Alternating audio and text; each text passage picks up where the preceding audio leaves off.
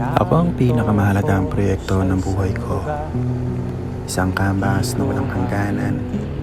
Isang kwento na patuloy na sumusulat.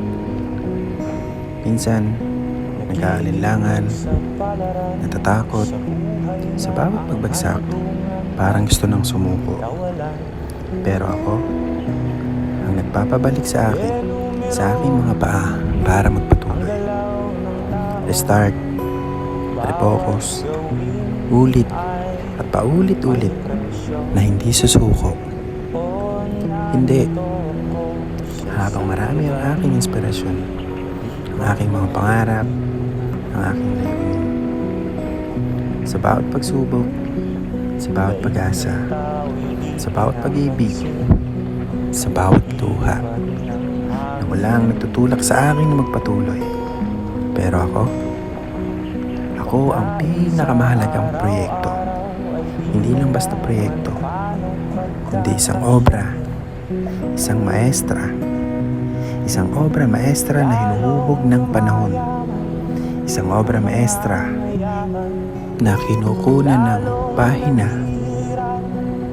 Isang obra maestra na nagniningning sa gitna ng dilim.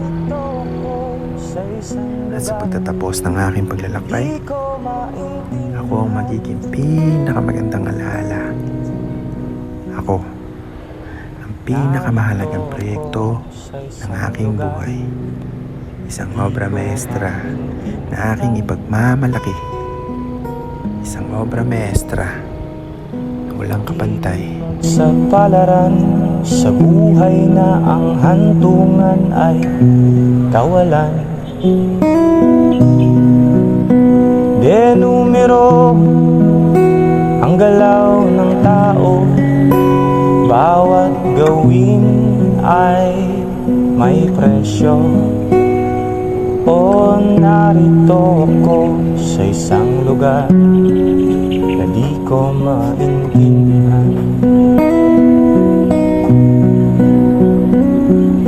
Daing ng tao'y di pinapansin, nililipad ng hangin. Pangkain sa araw-araw ay di malaman paano pagkakasyahin. Lalong yumayaman ang mga mayaman, lalong naghihirap ang mga mahirap.